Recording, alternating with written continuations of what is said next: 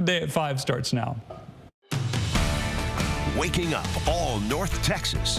Good Day continues at 5 a.m.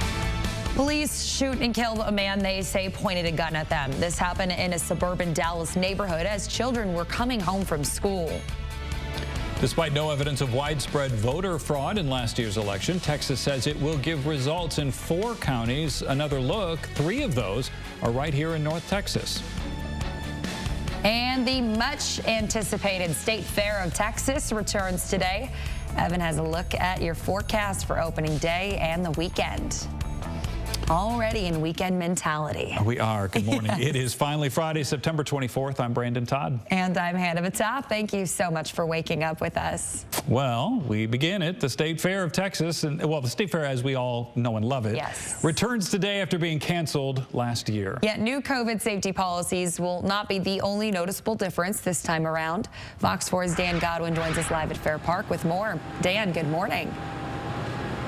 Good morning, Hannah. Yeah, this won't be exactly like every State Fair of Texas from years past, but it'll certainly be close enough to make a lot of people very happy and give them the experience and the tradition that is such a big part of this annual happening.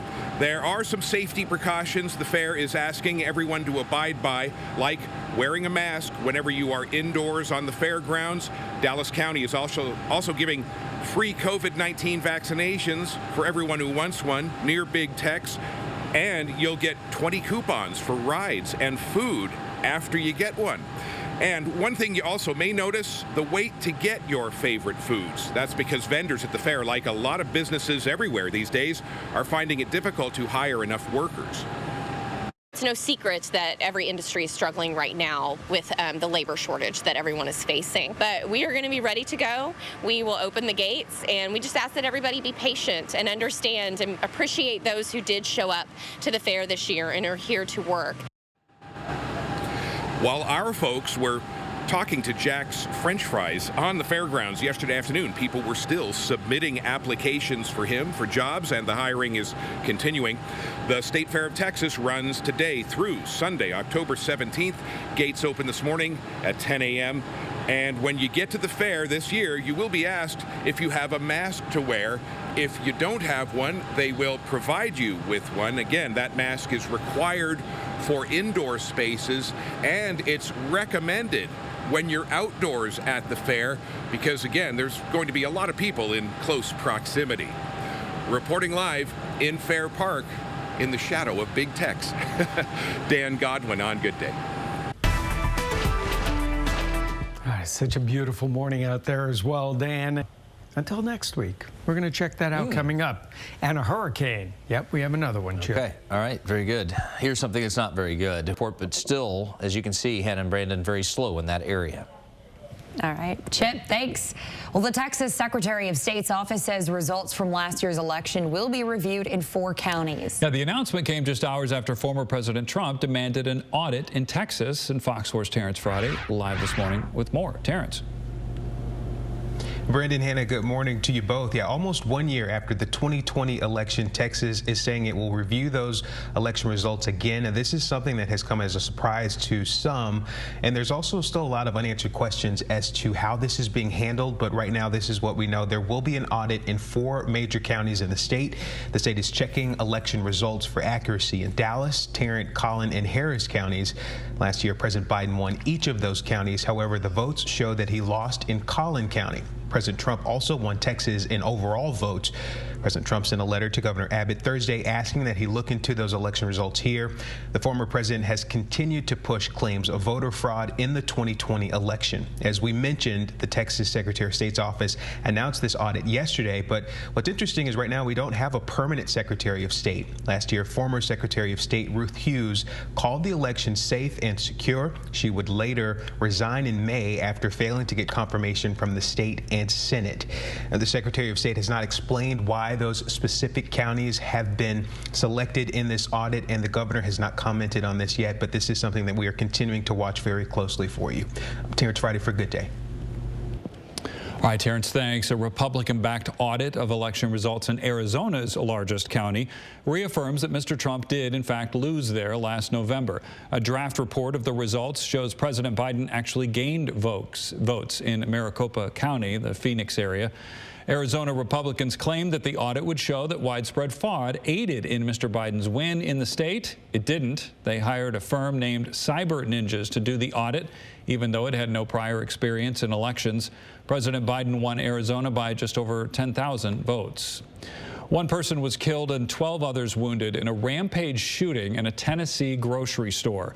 Police in upscale Memphis, a suburb of Collierville, say the gunman also killed himself at the store. SWAT officers found workers hiding in freezers and closets. The wounded are all in the hospital, some in serious condition.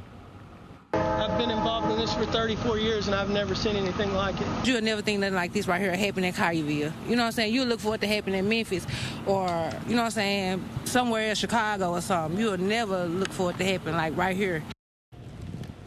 The gunman's name has not been released. There are reports he was a vendor who worked at the store, but police don't know why he carried out the attack. Well, the Texas Rangers are investigating McKinney police that shot and killed a man they say was armed. Police say someone called yesterday afternoon to report a relative inside a home was armed and suicidal. Officers say they tried to communicate with the 40-year-old man from outside. After about an hour, they say he came out of the home and pointed a shotgun at officers, and that's when they fired at him. He died at the scene. A neighbor says a school bus was bringing children home in the neighborhood as this all happened. There was one young lady needed to go the wrong direction. They didn't want her to go, so I had her come over to the porch with us and wait and call her father. And while we were waiting, we hear one gunshot. And you just knew that that's what it was because, hello. So as soon as I heard it, we just ran right in the, like, whoop, ran into the house. Yeah, the man's name was not released. McKinney police didn't say if any officers were hurt or if body or surveillance cameras recorded the shooting. Well, a Dallas police officer has died of COVID-19. Officers escorted the body of Senior Corporal Arnolfo Pargas from UT Southwestern Medical Center to a funeral home in northwest Dallas. Police say Corporal Pargas died Thursday after a 3-month battle with the virus. Last month, a fundraiser was held at the family's ice cream shop to help pay for his medical bills. Those who knew him referred to him as the West Dallas hero. Well, the surge in COVID-19 cases forced a hospital in Decatur, northwest of Fort Worth, to put up a tent outside the emergency room. Wise Health System says that the hospital was had more than 3 dozen COVID patients as of Thursday morning, and that pushed its intensive care unit beyond capacity. The hospital says the tent will serve as an extension to the ER. Up to 10 patients with non-urgent symptoms can be brought there. New COVID cases continue to trend lower in our area. There were 2,510 new cases and 48 deaths reported in the 4 most populous counties in our area. But as a reminder of how dangerous the pandemic is, one of the deaths in Dallas County was a man in his 20s with no underlying health conditions. The 7-day rolling average of cases, just under 3,100 per day, the lowest level in 3 weeks.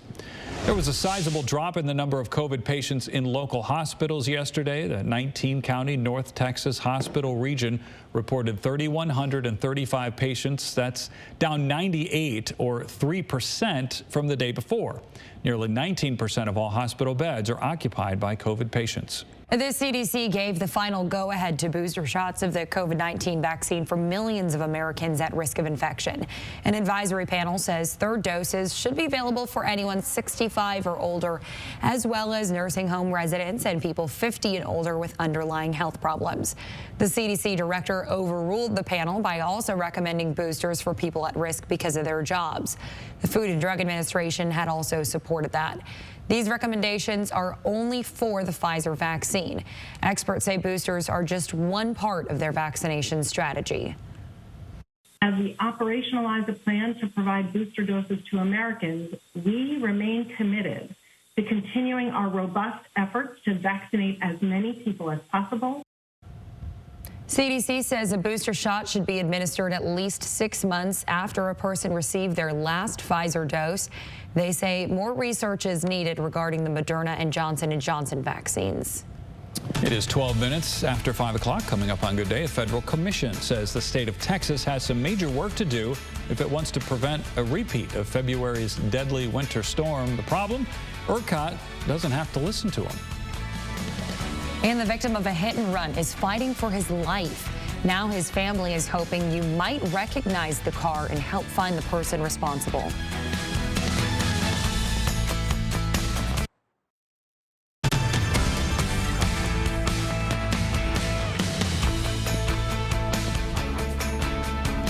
Good morning. Time now is 5:15. Thanks for getting the prompter for me. Oh, you're welcome. That's, way to start the morning. That's a true teammate right there. Well, the federal government says Texas has not done enough to prevent another catastrophe like February's deadly winter storm. And regulators blame the state's energy policies for the power outages that left millions in the freezing cold for days. They made dozens of recommendations, including requiring power plants to be able to withstand extreme conditions and better planning and communication between generators and the people who operate the grid. The Federal Energy Regulatory Commission made similar recommendations after a devastating winter storm 10 years ago and had harsh words for the state this time. In this day and age, we had people that froze to death because of power outages. That's beyond unacceptable. ERCOT, which runs most of the state's grid, is not bound to follow any of these recommendations. Partly because of that, federal regulators suggested Texas be better connected to the rest of the country so power can be brought in from elsewhere if a situation like February's incident happens again. We had a couple of scares this summer, but 1 or 2 showers will roam the area Tuesday, Wednesday, Thursday. Chip. All right, we are looking at a couple of challenges in Tarrant County. Please, again, be extra careful moving through this spot. All right, Chip, thanks. Well, the family of a hit-and-run victim is calling for the driver to come forward. Billy Dunn is in critical condition at Baylor Medical Center, and relatives say that he was riding a motorcycle in Deep Ellum early Saturday morning when a pickup truck hit him near Good Latimer and the Highway 75 ramp.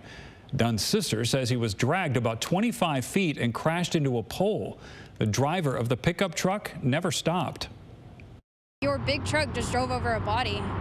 You don't care if they're dead. That doesn't bother you. I think that's sad.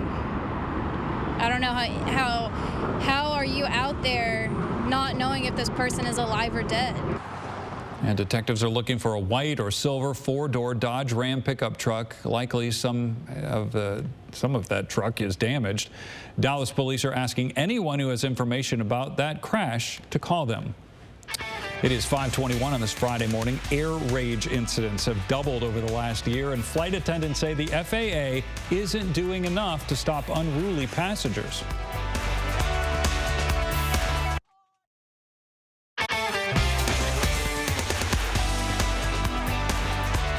Welcome back to Good Day on this Friday morning. 61 degrees. Man, wow. Love those temperatures. I hope they stick around for a while at least. Yeah. All right, airline workers dealing with a record number of unruly passengers.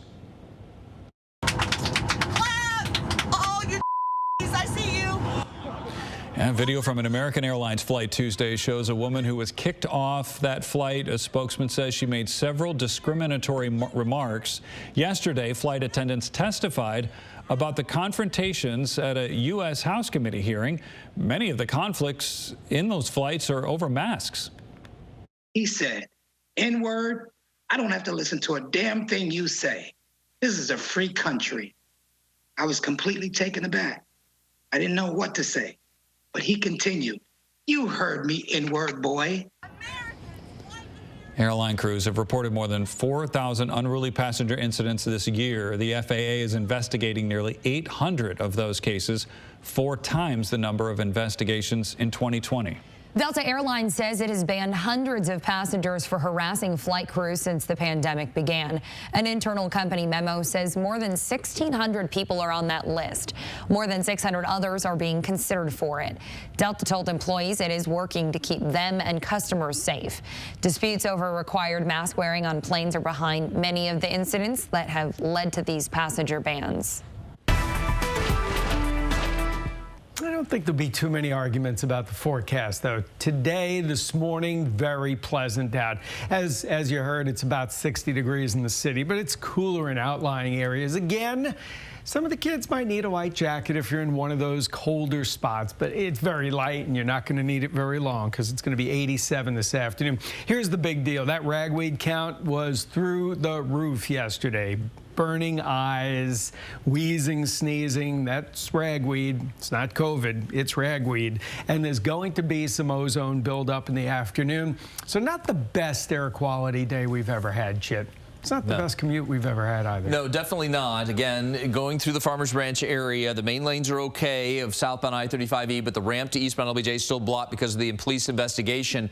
Now something in the main lanes in Dallas is going to be a factor. This is a wreck just before you get to the Loop 12 Walton Walker split, and you can see the right half of the highway is blocked. That in turn is starting to cause a backup back to Royal, where we're seeing a lot of folks getting off the highway to boot because of, again, that ramp to LBJ eastbound being blocked. So not fun right now, making this transition on this busy roadway. Back to you.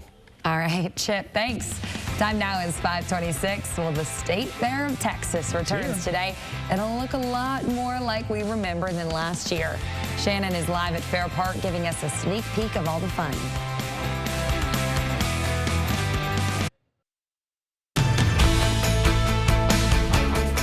Good Day continues at 5:30 a.m. Welcome back and good morning. I'm Brandon Todd. And I'm Hannah Batat. Thank you for starting your morning with us. Well, it has arrived. The State Fair of Texas is ready to welcome visitors back after being shut down by the pandemic last year. You know what? We earned this one. Fox 4 Shannon Murray joins us live with highlights of a fun-filled opening weekend. Shannon, good morning.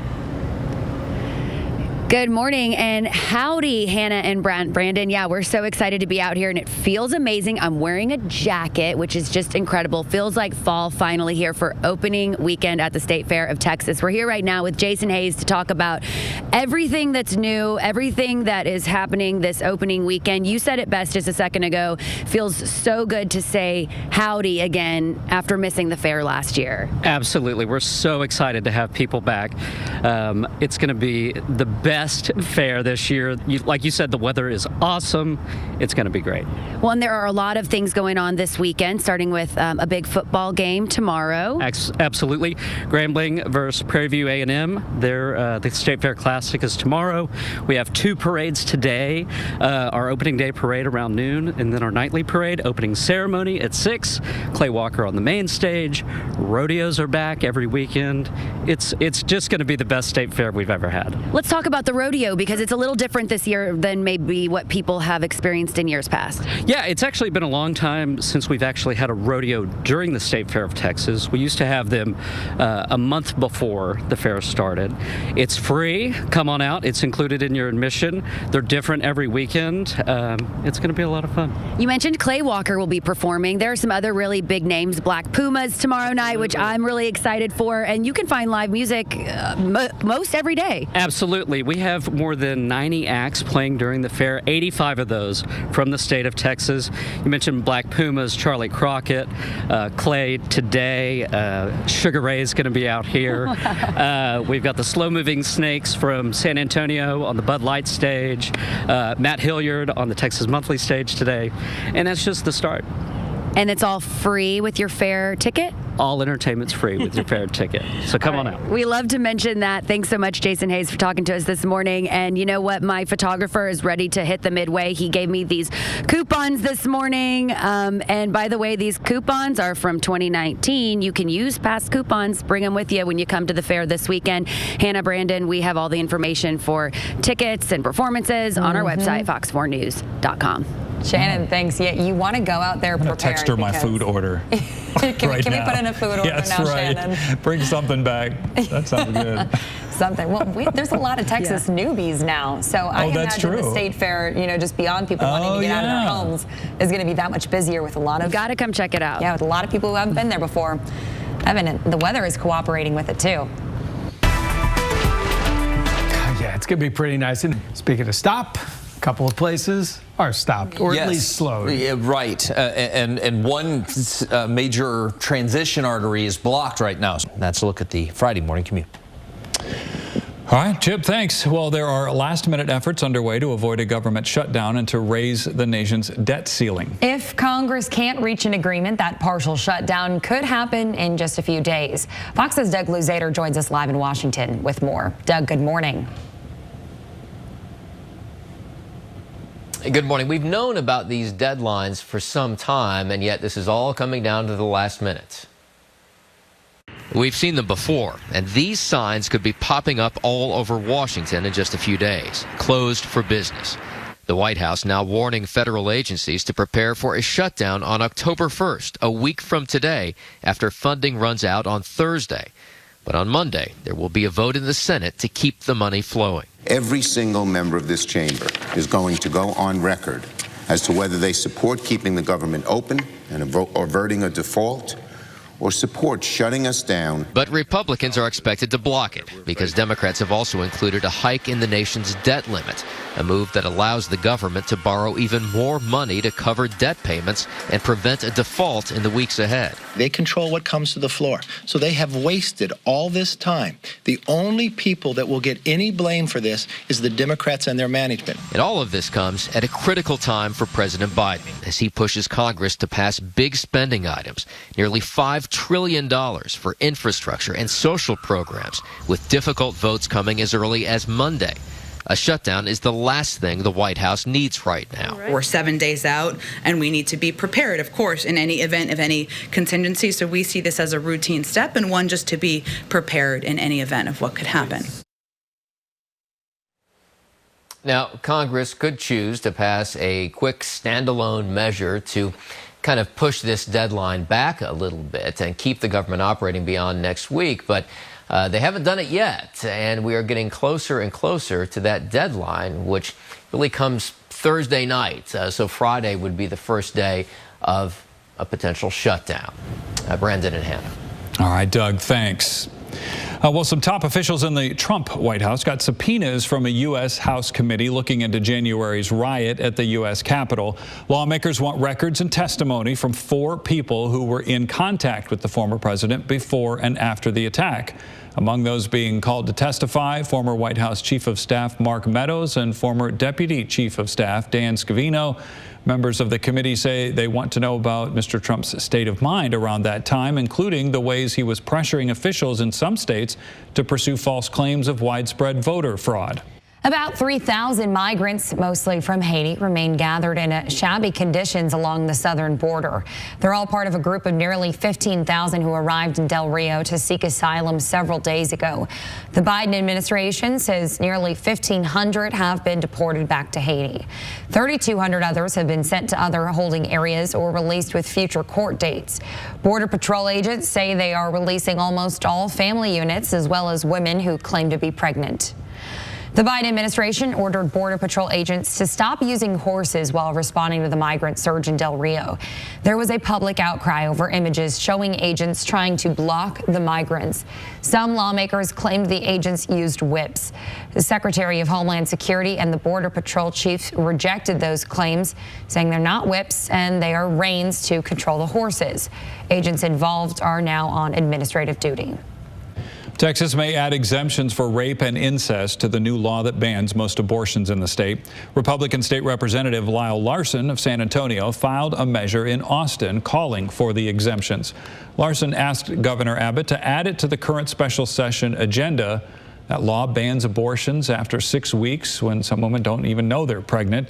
The U.S. Justice Department filed a lawsuit to block the law. A hearing is set for next week in federal court in Austin. Texas abortion providers want the U.S. Supreme Court to quickly take up their challenge to the new law without waiting for a lower court's decision. Earlier this month, justices declined to block the law on procedural grounds. They emphasized they were not ruling on whether the law is constitutional. The Supreme Court rarely takes up a case from the district court level, but can do so in cases deemed to be in the immediate public interest. It is 5:40 on this Friday morning. The FBI has issued an arrest warrant for the fiancé of a travel vlogger whose body was found last week. What charges Brian Laundrie is facing? Evans says it'll be a beautiful weekend to get outside and shoot some hoops or take a stroll. You might just want to get out early. He'll have another look at your forecast after the break.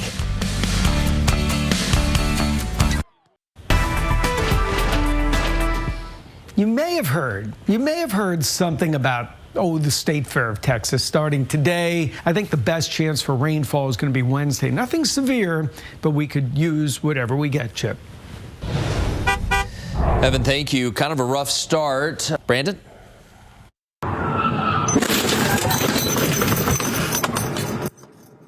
Oh, that is quite a crash. Richardson police posted video of what they say is a suspected drunk driver slamming into the back of a patrol car Wednesday morning.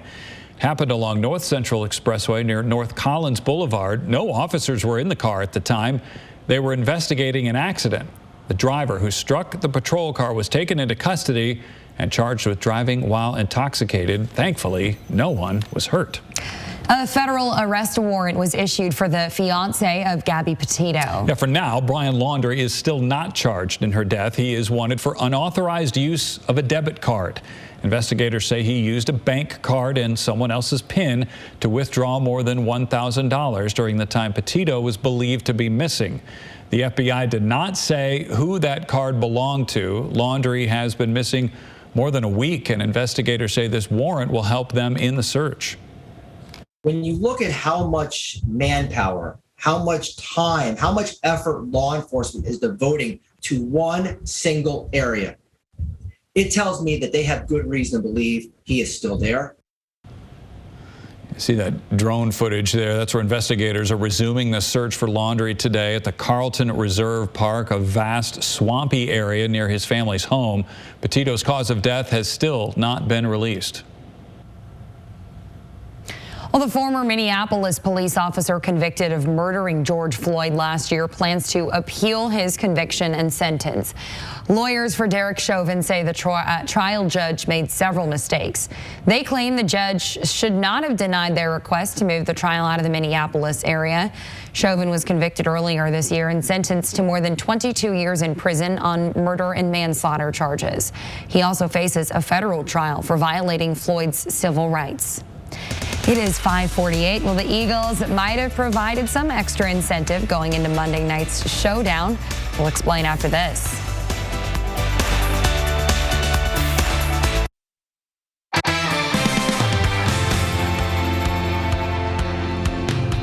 Welcome back. The big old Ferris wheel at the State Fair of Texas, opening day. Very exciting. You said that with a little twang, Brandon. The State Fair of Texas. State Fair of Texas. That time of year again. Yeah, Big Tech says it a lot better. Well, the Dallas Mavericks parted ways with a member of the front office who reportedly caused friction in the franchise. Yeah, Haralabos Voulgaris is a former professional gambler who was hired in 2018 for research and development. In June, The Athletic reported that he was influencing front office decisions about draft picks and creating tension with former general manager Donnie Nelson. Mavs owner Mark Cuban denied that. Voulgaris posted on Twitter he wasn't fired, but that his contract expired. Well, the Philadelphia Eagles are already throwing some shade at the Cowboys as the teams get ready to renew their rivalry Monday night. Eagles head coach Nick Sirianni showed up at yesterday's practice. There's that shirt right there. Shirt says, "Beat Dallas." It didn't take long for the word to get to the Star in Frisco and for the Cowboys to react. Not really too concerned about what the coach is wearing or, what he's saying or anything like that. I'm focused on what we're going to do. So, just preparing that way. So it don't bother me. It's just a rivalry, good old rivalry. That's just kind of what happens. It's all part of it. I'm not mad at him. He has supporting his team, and I got supporting my guys. So we just have a different way of, showing it. It's definitely a rivalry. I would say probably half the time we play them, there's something, a little chippiness or a little scuffle before the game. So it's definitely a rival. Well, the Cowboys and Eagles play Monday night at AT&T Stadium in Arlington. Well, the Dallas Wings season is over. They played a single elimination game to kick off the WNBA playoffs. Dallas briefly held the lead early in the road matchup against the Chicago Sky, but Chicago came out on top 81-16. The Wings finished their season with a record of 14-19. Well, there are only two major league teams with worse records than the Rangers. And the Rangers just got shut out by one of them last night. I'm trying to read this story with some excitement, but man, this is disappointing. Texas managed only 5 hits against the lowly Orioles last night in Baltimore. The Rangers have now lost 5 straight games. The two teams play again tonight. That's good news. Come on, Brandon. You should be able to get some great seats for their last few games. See? Think positive. I'm positive we are going to see another chips like I already have them. We're going to see another beautiful day out there today. Nice and cool this morning. We have a lot of high clouds that'll be filtering overhead, but that's about it. Still plenty of sunshine and highs in the 80s this afternoon. That's good for the 3. You shouldn't be sleeping. Get ready to head outside. Runt, Jerry Jeff, and Ray Wiley. You know, you just adopt the animal. We don't care what you name it. Right. Yeah, I agree with that. Out east, the drive from Rockwall County and Kaufman County on major highways like I-30, Highway 80, 175, the CF Holland Freeway, and I-20 all doing well. And the drive right now on all the other major roadways in Dallas County are pretty good, save one. Again, a reminder, southbound I-35E at LBJ, you have some trouble on the ramp to go to eastbound LBJ. The investigative work is complete, but we still have closure of that ramp. And then the main lanes of southbound I-35E just south of Walnut Hills still have the right side of the roadway blocked. Over in Tarrant County, again, all the major roadways, we make a quick jump over there, as you can see, looking pretty good right now. Hannah and Brandon? All right, Chip, thanks. It is 5:55. Well, this Halloween, these ferociously dressed trick-or-treaters, see what I did there, Hannah, are only looking for treats. Coming up in a fashion show you won't want to miss, we'll show you this year's most popular costumes for dogs.